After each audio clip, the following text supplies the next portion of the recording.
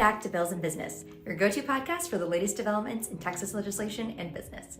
I'm Laura Carr, co-founder of USLege, an AI-first legislative tracking platform designed to keep you ahead of the curve. Today we have Ivan Jaime, Director of Government Affairs at Walmart since November of 2020. Ivan's led Walmart's corporate strategy for government relations, legislative advocacy, and crisis corporate reputation management in Texas and Oklahoma. Before Walmart, he spent 15 years at Union Pacific Railroad, gaining extensive experience in public affairs. Additionally, he's been recognized by the Hispanic Association on Corporate Responsibility as a young Hispanic corporate achiever, and by San Antonio Business Journal as one of the 40 most successful professionals under the age of 40. Here's our conversation. I know it's crazy with session right now. What kind of is taking up most of your time in March of session? So excited to be back during session and I think that one thing that I find really interesting is, I work for the biggest company right in the world. Really? Yeah. You do. It's a very large company. But I end up doing a lot of the work, right? Everybody's very busy. So I end up doing a lot of the work of what we do. I got some great colleagues. We do have some great resources, but just like everyone else, right? There's like tiers to things. And so there's specific projects where people are assigned to, but then basically everything that doesn't have a home ends up with me, right? So I end up spending equal amounts of time kind of in direct contact with legislators and working, but I also spend a lot of time doing research on issues and checking internally to make sure that I'm understanding the business case that we're making, that I'm understanding that whatever I'm saying at the Capitol is absolutely factual and accurate and can be double checked with legitimate sources. And so I also need a lot of office time. It's always a push and pull in terms of you can't be stuck in front of a computer all day, because obviously we all know that this is a people business, right? At the end of the day, lobbying and implementing policy is about people and about relationships. But you also need to have your facts straight and you have data to support. So it's this constant push and pull. You can't be in front of a computer all day, but you also need to be able to be there to be checking what you need to be doing. So it's always equal parts for me. That's a lot of work. That's the reason I started USLege, was I was running around all the time and thought, no, I need to be talking to people and doing influence, but then you need to know so much information, so much research to back it up. Do you have a team that helps you with that? Yeah, the Walmart is set up in a very interesting way, which I really appreciate, right? Yeah. Number one, I'm very fortunate to work with world-class experts in just about any field. And I know that, there's some folks that work for maybe smaller businesses where that might not be the case, or it's a little more limited. So I am extremely blessed to have access to people like that. And we have a policy team. We have a policy shop that kind of sits between where I'm working at and the kind of, frontline government affairs role. And then our folks that are running the business, right? The world-class experts that I mentioned. And then there's this layer of policy experts that we work with very often. And so, but again, as I mentioned, there's kind of different tiers. When you think about a company as big as Walmart, we employ 2.5 million people, right? And so whenever you think about a company that scale and how many customers we have, there's a lot of different things happening all at once. And so everybody's kind of focused on different tiers of issues. What do our customers and our associates need most? And then what maybe are we looking a little bit more forward, maybe playing a little more offense or being a little more strategic. And so I kind of fluctuate between these two worlds, as I was mentioning, and working with our policy team, working with our business experts, and then also some of it just kind of doing my own organic research, talking to our associates, talking to customers, talking to industry peers, trying to kind of keep an ear for what's coming next. So it's an interesting kind of combination of all the above. Keeping you very busy. Well, so for those who don't know, Ivan, you're the head of government affairs for Walmart. So do you want to share a little bit about how you got to that position and how you got to where you are now? Yeah, Laura, thanks. Yeah. So I'm the director of government affairs. I cover 2 states. I've got Texas and Oklahoma, which happen to me. Texas is the biggest state for Walmart in terms of stores. We operate about 600 stores in Texas, which is almost twice as much as the next biggest state. And I grew up in the Rio Grande Valley. I'm a Valley boy, born and raised in Brownsville. Then I went to UT, to the Macomb School of Business, and I actually worked at HEB in high school. It was my first job. I was a bagger and pushing shopping carts in 100+ degree weather, and then became a cashier. And when I came to UT, I transferred to Austin. I actually used to work at the Congress and Old Tour store Okay. And then I did an internship with HEB at the BK store. Oh, wow. That focused on management. And so I was a central checkout manager and spent some time rotating among the different departments. And so my goal was actually to become a grocery store manager. Okay. That's what I wanted to do. I wanted to run grocery stores and maybe become a district manager. And I've always enjoyed working with people. I've always enjoyed business. And so I kind of wanted to be front facing with customers. And my last year at UT, went through some interviews. I had an offer to go run stores with HEB through something that they call the School of Retail Leadership, where they train their store managers. But I actually ended up taking an offer instead from Union Pacific Railroad. Yes. And so it was similar, except that instead of running grocery stores, it was running rail yards. And so right after UT, I went back to Brownsville, and I was an operations manager. I was a night manager. Wow. At Union Pacific Railroad, dealing with employees. At this time, when I started in 2005, the baby boomers were still kind of in the workforce, but they were beginning to kind of exit, right? Mm-hmm. It was like folks born in like mid 1940s, early 1940s, late 1940s. And so everybody was very tenured and they were getting ready to exit. And so they weren't exactly wanting to listen to a recent college grad that was 22 or 23 or 24 years old. So I did that about 3 years, and it's to make a very long story short, at that time, Union Pacific was really innovating the way that it moved its trains, and the trains started becoming a little bit longer. And there started to be a lot of complaints about the trains blocking streets and making a lot of noise in the middle of the night. We were also building new rail yards.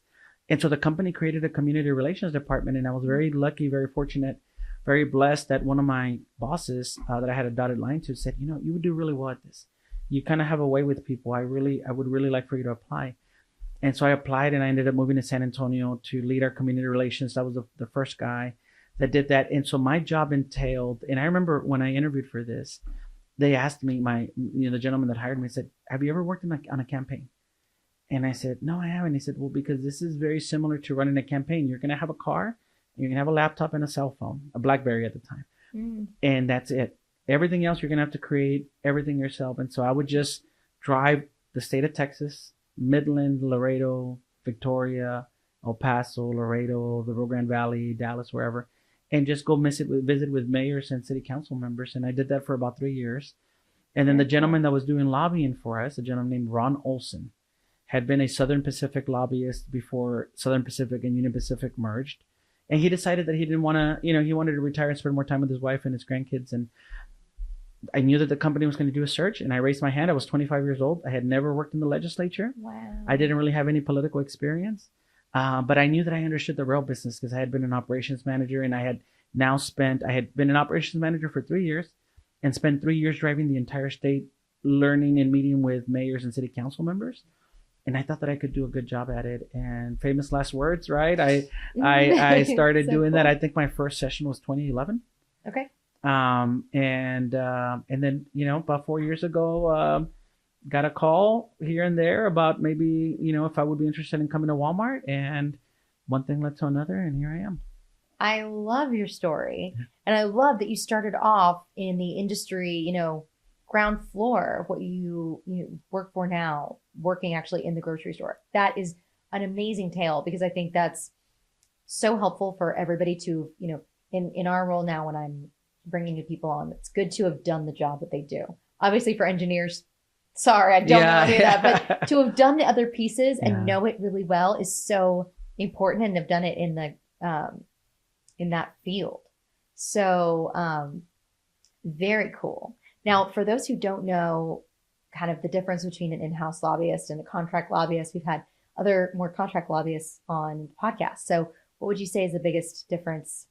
And explain that to people who don't know. Yeah. So, and it's a perfect segue, because I think that probably the most stark difference for me is the understanding of the business, right? And I really take a lot of pride in understanding our business. So you identify opportunities that you wouldn't otherwise. So I think that we live in a world driven by politics, right? And when we're at the Capitol, and sometimes it's a little more difficult to kind of understand what the business needs are, right? And so what's been cool about both my job at Union Pacific and now at Walmart is, having done the job, I can kind of understand where some of those opportunities might exist. where some of those friction points are. So I'll give you another example. Sure. Every year, Walmart kind of puts out an invitation that if you're in management and you want to go work at a store, you can go do so. And so I always sign up to go do things at the store, like to, stock or help with the service center or whatever. And I think that you pick up things also from customers.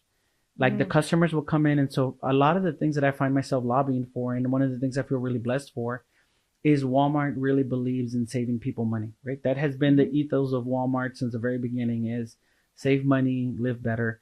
And you hear from your customers when they say comments like, I used to be able to feed my family, on my income. I used to be able to come in and spend $100 and I knew we were going to be okay for a week. And then hear them say some comments like, now I can't, right? Like now I'm short a day. And so I'm having to switch what I'm eating, or I'm not filling my prescription anymore. Like I'm waiting an extra week. And I think that those are things that are really, really special. I'm not saying that if you're a contract lobbyist, you can't do that. You probably still could. But I think that that's probably something that being in the business, being in-house, is a little bit more accessible. That information is a little more accessible. That's so interesting. And yeah, I can definitely relate now, being a business owner, thinking about all the different strategies and things I would like to change just for the company, because you're always in it. It's the one focus that you have. That's right. Which makes a lot of sense. So Ivan, are there any kind of strategy questions or strategies that you can share with us? Not too deep, but that you've kind of picked up and identified from being boots on the ground in a Walmart store. What has it made you think, how could you change your lobbying strategy and things like that? Well, that's a really good question. I think that the number one thing is what I just mentioned, right? I think that we live in a bubble, right? And I think that the policies that we discuss, we get very into winning and losing, right? I think that the lobby profession is very competitive. Sure. Right. And I think that we really want to win. We don't want to lose on our issues, and we get paid to win. Right. But I also think that sometimes we lose sight on potential compromises we could be reaching with each other if we keep our clients and our customers and our constituents front of mind. So I think one of the things that I appreciate about Walmart is that I really do feel really empowered to center our customers. Or another area where I lobby is on pharmacy issues, because we have pharmacies. Sure. And so I'm able, and I feel free to be able to say, okay, what would benefit patients, right? And do I really need to win? Do I need to, spike the ball in the end zone? Or is there ways that we can work together with the opposition, with whoever doesn't feel way, where we center the patient, we center the customer, and we can both find some sort of win? I find that really empowering. I found it exhilarating. And oftentimes it's even more rewarding than just a win or a loss. So I think that that's a way that people, customers, associates, like people, yesterday I checked into a hotel at Hampton Inn & Suites here near the Capitol. And the lady that was checking me in, she saw that I worked for Walmart. And she said, I love Walmart.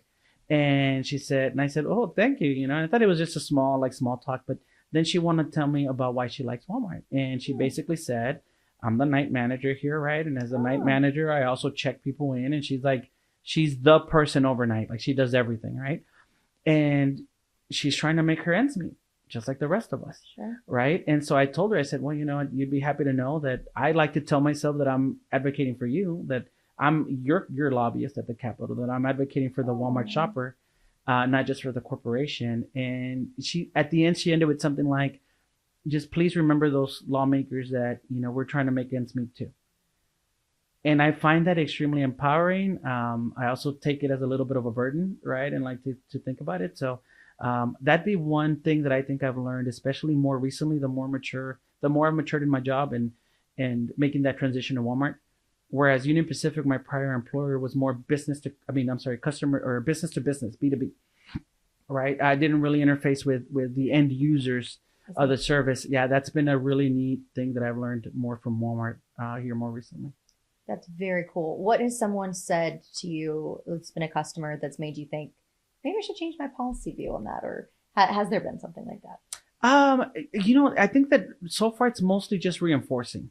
Yeah. It's mostly just reinforcing. And, but I also think that companies and clients are living, breathing organizations, right? And I think that sometimes in our profession, when we communicate with our clients, whether you're in-house or not in-house, we communicate on the politics, right? Like, hey, this bill might not pass because chairperson or a committee member doesn't like it, or we communicate in political terms. And I think it's really useful if we can communicate in business terms, right? Like the reason why this bill might not pass or what might give this bill a better chance to pass is we need to understand how this impacts customers, associates, workers, the people that live in the districts for these legislators, right? So I think that's something that probably more reinforces me currently. And I also think that, we're not in our profession, we're not really in the business of making a lot of these decisions, right? We're following guidance that we're given, but I do think we're in a position to be influential. And so I do think that, if and when that time comes, not being afraid to speak truth to power, right? To also say, here's the information I've come across that has completely changed my view on this. And I think it has changed the view, or it enforces the view of why this isn't possible. And going back to the thing, is there a way that we can find a win-win if we are, really focusing our customer in this? I love that you have our customer facing and get to meet with them, because do you testify at all? I do from time to time. I mean, I think it's that's another kind of loaded question, right? Because I do testify from time to time, but I also sometimes want them to hear from real people. Yeah. Right. So I would much rather have a store manager that has 300 employees, that hears their stories every day, that goes to church with his customers or her customers. So I do testify from time to time, but I much more prefer that it's the people actually doing the job in that particular policy area to do the talking. That makes so much sense. What types of policies are you working on this session? Yeah, so we're working on trying to bring relief to folks struggling with inflation, right? That's why I keep talking about it today. We're hearing, I think that we're very blessed. Those of us that have good careers that we enjoy and we get to, but the truth of the matter is there's a lot of people struggling out there. Mm-hmm. And price of eggs, right? Like that's something that's very, everyone sees it, right? Feels it right now. Butter, absolutely right. Yep. The shortage of eggs. It's everything. Sure. It is really, it's incredible how everything's interconnected. And so, I'm really excited that we're working on there's some tax relief reform that we're looking at that would reduce inventory taxes on high impact goods like food and medication. I'm really happy about that. And I think we got a lot of support within our industry and outside of it. I mentioned health. We're working to see if we can find a way to have pharmacists play a more active role in healthcare, especially in rural settings where there's a huge shortage of healthcare providers, and see if there's a way that we can make deals with maybe, other healthcare professionals that might not see this as a win for them. But if we're keeping the patient top of mind, is there something that we can do that benefits everybody, but most definitely benefits the patient? So I think that those are just two pieces where I get really passionate, that I love, among many other things, but those are probably what I'm the most passionate about this session. Very cool. Yeah. And that's, I know, more on the customer side. So on the business side, we were chatting earlier, but Walmart's a logistics company more than a grocery store, right? So how does kind of strategy impact those decisions in the political space? Yeah, that's I mean, I think that Walmart is a logistics behemoth, right? And one of the rites of passage when you hire on Walmart is to read the Sam Walton book. It's a book that the founder of Walmart wrote called Made in America. Mm-hmm. And he kind of walks you through his thought process. But one of the things that he found was being price conscious from the beginning. I remember one example that he talked about, I think it was about toothpaste, right? And he found that if he bought certain things in bulk, regardless of whether that was a super on-demand product, he could put it at a price that people couldn't resist but buy it. Mm-hmm. And so he bought like this huge amount of toothpaste, and then he just put it in the store and said, this better sell. And let's make sure. And the customers, maybe you didn't need 5 tubes of toothpaste, but it was a deal you couldn't pass up, right? It was like, I will use it at some point.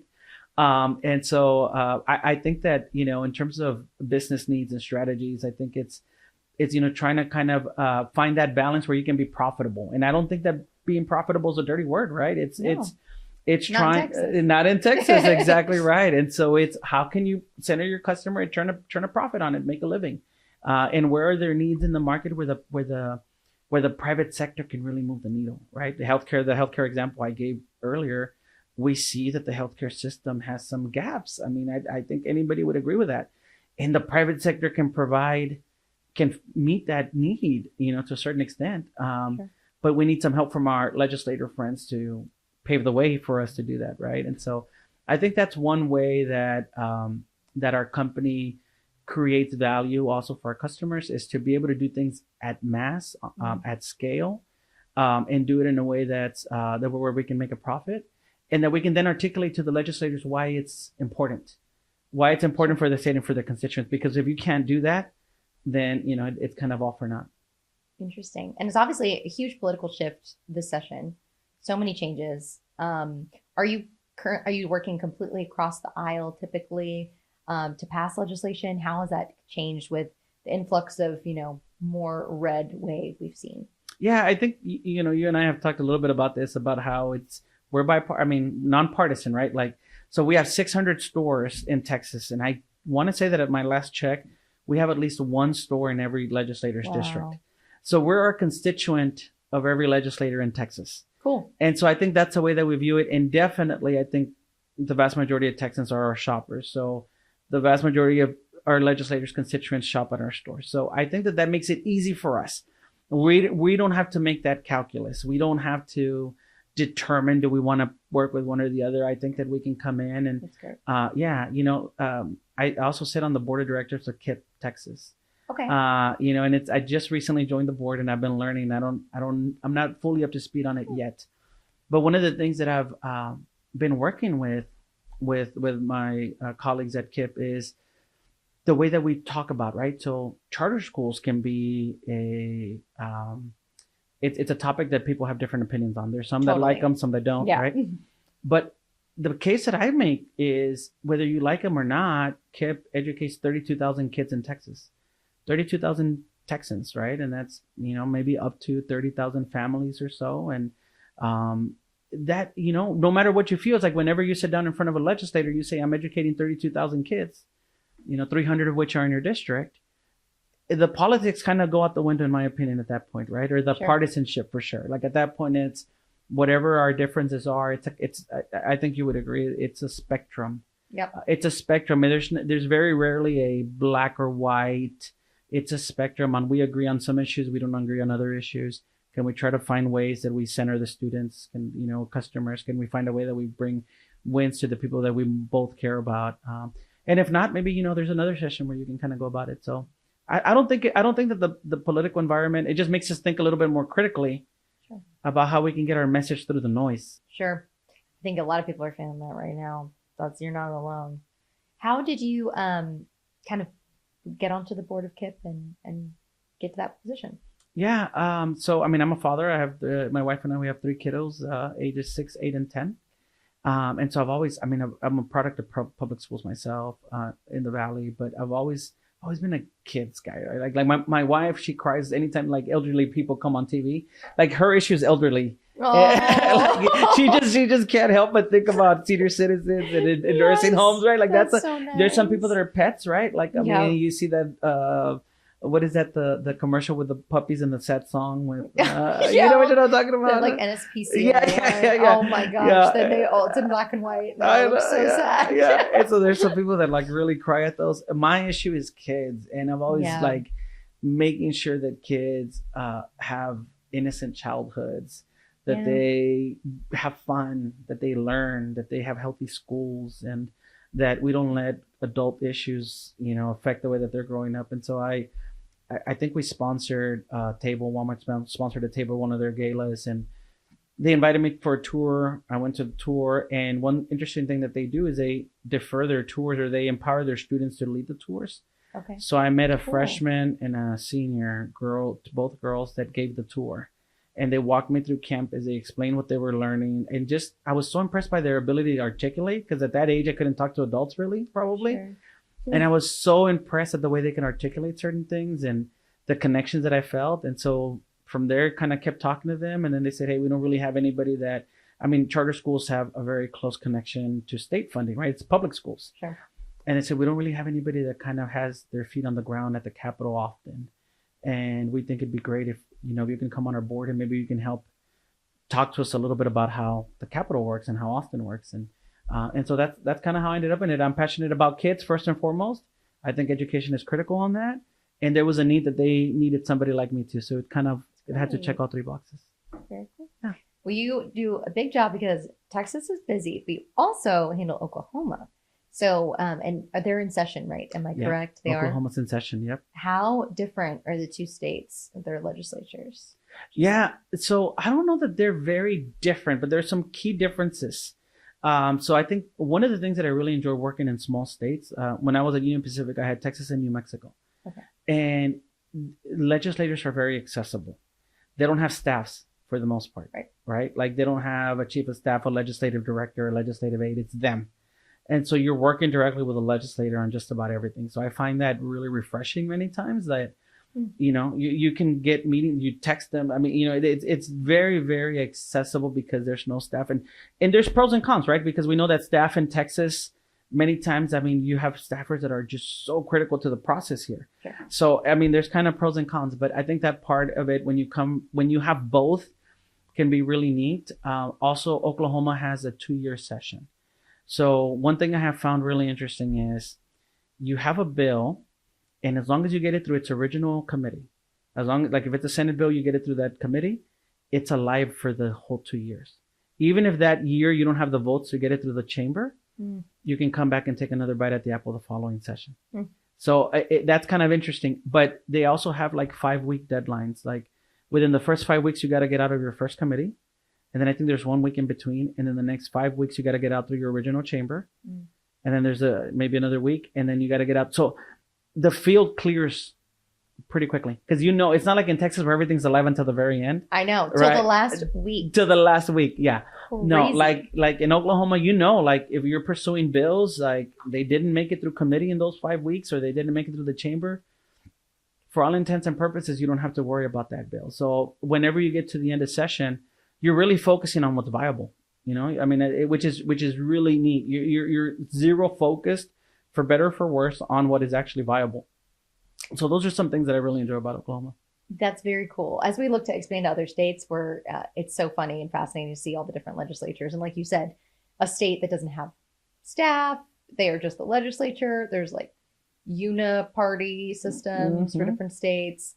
So you've managed those. Yeah. Texas is an interesting, probably more like DC with its larger offices and things like that. But it's more turf fights here, right, than social issues, which I like.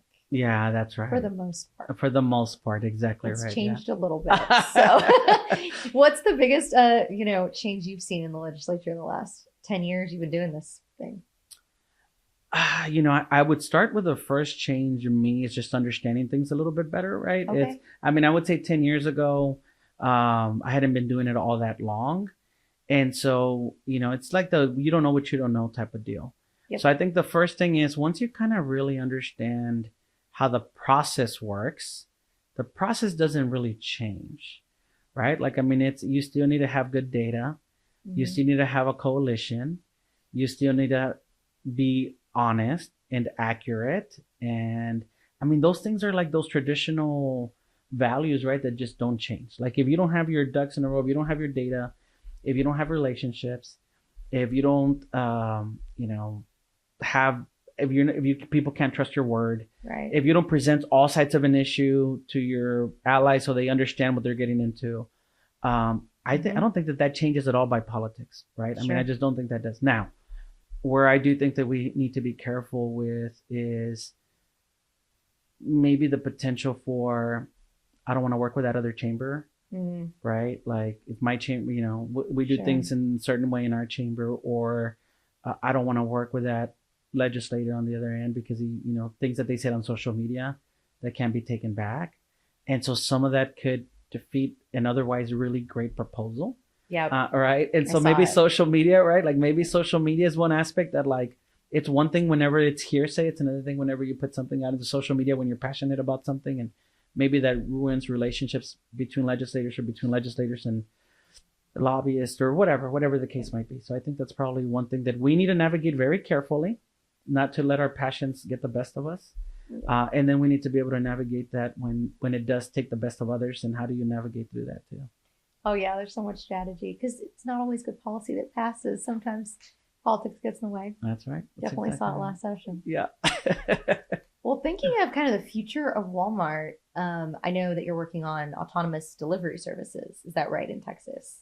Yeah. So one of the things that we've been working on really, really heavily is drone delivery. Yes. Drone delivery of goods in the DFW area. That's our pilot area. Very cool.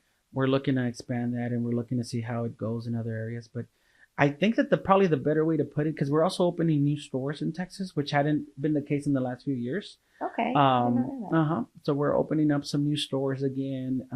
So I think that the best way to put it is what Walmart is doing, what our company is doing is we're really trying, just like things are changing in politics. I think that the reason why things change in politics is as a result of things happening in the real world, right? Quote unquote, the real world. So I think that our customers are expecting a different experience. They're expecting to shop in different ways. We don't shop the same way our grandparents did.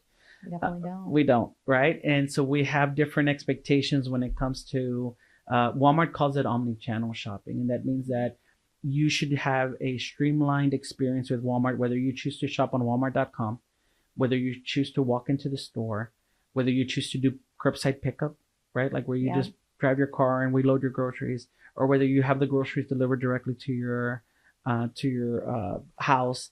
And so I think that what Walmart is really focusing is on keeping up with how people are changing, and then the multi-generational differences. Like I always use this example. Like when I talk to my mom is like an in-person like shopper, and I don't get it. She will not use the technology, and she goes to the pharmacy like every day. And she's always like striking up conversations with a pharmacist. And I'm just like, why don't you just get it delivered? Like, I can't remember the last time I've been in a store. Like, honestly, like I do everything delivery and curbside pickup. Like, I definitely, it's a fun joy occasionally to go to the grocery store. It's like, but I do love to get things delivered and the convenience of it. But 10 years ago, nobody was getting anything delivered for anything. So but the convenience of it is insane. It's so amazing. And I got back from a trip like Monday night, and then we have a stock fridge Tuesday.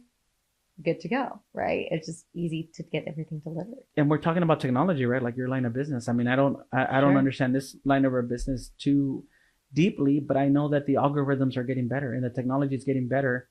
So what I used to worry about was like picking the produce and stuff, right? Like I want to pick my own produce. Well, I don't know how it is, but like that experience has gotten so much better. Like, items used to be out of stock. I can't tell you the last time that I've gotten something saying it's not in stock. Like almost everything's in stock.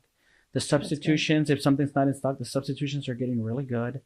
I mean, it's just the technology is getting so good around fulfillment and customer experience that it's exciting to see where it's going next. You don't need to make a grocery list. You already know everything you order. Right. And that, I guess, is pros and cons for certain industries if they're more of the at the checkout aisle confectionery stuff. I'm sure that's an interesting business now, because if you're doing online order, it doesn't let you buy anything that you maybe shouldn't buy or don't want to buy. Just you're getting the basics. So I find that interesting. You tell me more about this pilot program in Dallas. My grandma's in Plano, so maybe she could be a tester, but that's so interesting. Yeah. How is that going? Yeah. So Walmart's actually designated DFW. It's one of our most important markets. Sure. We have a lot of customers there, a lot of stores, and we've designated it our innovation hub. And so what that means is we test technology, exciting technology that we're thinking about taking it throughout the country in our other stores. First, we tested in DFW. And so one of that has been the drone delivery. It's drones are not new per se, but the application to delivering groceries is pretty new. And so it's been exciting to kind of go to cities, present, because we need to get certain permits, and then meet with neighborhood associations and explain to them what we're trying to do. And the feedback that we've gotten so far is that this is really cool. It's especially, I guess, when you're having to think about DFW traffic. And, and it's so far. It's so broad. That whole Metroplex. Yeah. It's huge. And so I think people are excited about, hey, you went to the grocery store, you're a busy mom, you're an elderly person that can't get a ride on a drop of a hat, and you forgot one thing, or you get home, like I said, busy mother, and your kid is sick, and you just don't want to get back, load them up in the car and get to the store, and now you can order Tylenol. to get dropped off by a drone, or you're making your favorite dish and you forgot one thing, or your kids are home, they got home from school before you were able to because of traffic, and you can order them a rotisserie chicken with a loaf of bread to just get them through, until you can get there. Like, I think people are pretty excited about that next level of convenience and flexibility that Walmart can provide. It's sci-fi. How quick is that delivery from click order to delivery? Less than 30 minutes. In some cases, Serious? 18, 19, 20 minutes. Yeah. It's very quick. That is wild. We're going to be flying the skies. I know. It is very wild. And then you mentioned something else interesting. You said that you weren't really expanding stores over the last few years. What's caused the change now and more expansion? Yeah. So, I mean, that's another good question. I think that from my vantage point, what I've seen is there's been a lot of insecurity, right? In terms of, or lack of visibility, maybe, in terms of how did the pandemic affect shopping experiences. Like, I can tell you when I started working for Walmart, I would kind of hear like, oh, we're not going to open new stores anymore. Or I would hear kind of rumors like, people are not going to shop in the store anymore. Well, if you've been to Walmart lately, like, that's not true. Like, it's still packed. It's still packed. Like, people are still shopping in store. And so Walmart's done a great job of investing into remodeling stores, making sure that the stores are in great shape, that they are providing a world-class environment for people, that people are shopping differently, right? Like, maybe it's more of an enjoyment experience for some now. Maybe it's not just let me get in 2 times a week or 1 time a week. Now it's like, I want to come in and take my time and see what else is new, or whatever the case is, to be able to provide a good experience while also growing our delivery capabilities and our pickup capabilities. But clearly the state continues to grow and people continue to go into the store. And so we think we have a great model to serve people that want to shop in the store, right? Like, we can do it all out of one store. We can deliver your groceries. We can have you pick up, or you can come in store and shop with us. So it's exciting. It's another piece of our strategy that we're super excited about right now. Very cool. What do you see the future of Walmart being?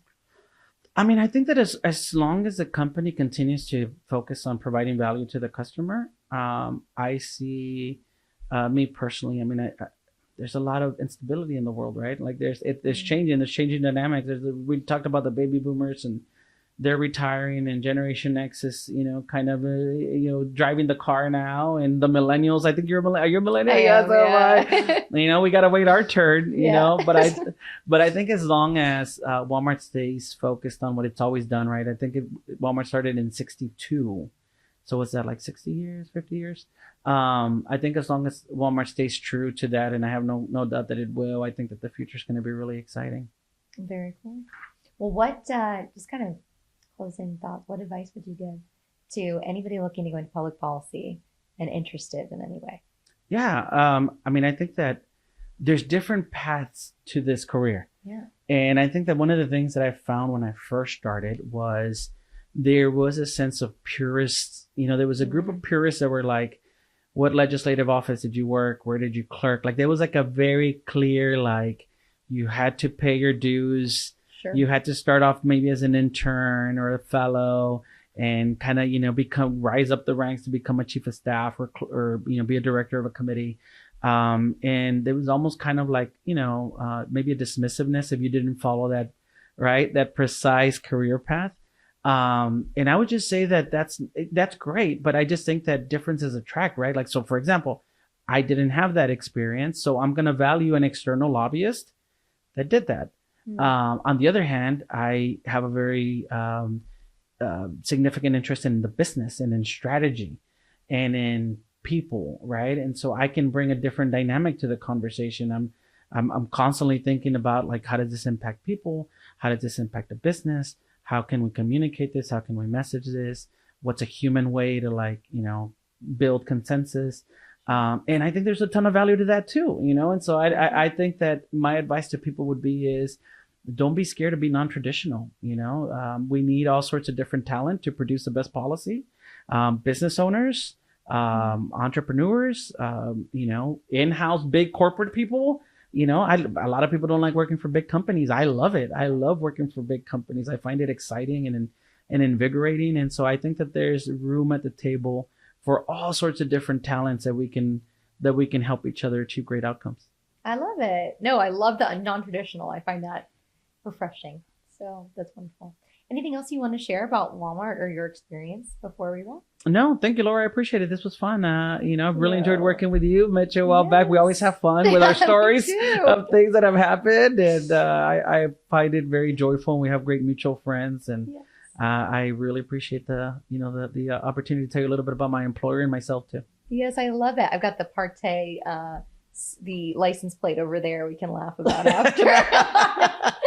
Have you told that story yet on the podcast? Oh, I did. I did. Good. But the main part was you were at the table where I met the head of the preservation board, who was like, I saw the video, and that was just the funniest, weirdest coincidence. That was the craziest part. I'm happy to have been there with you to witness that. So yes, thank you. And for those listening, make sure to subscribe to Bills and Business, and we'll link Ivan in the LinkedIn. So thank you. And put in your Walmart order. That's great. Thanks, Laura. Thank you. Yes, thank you so much.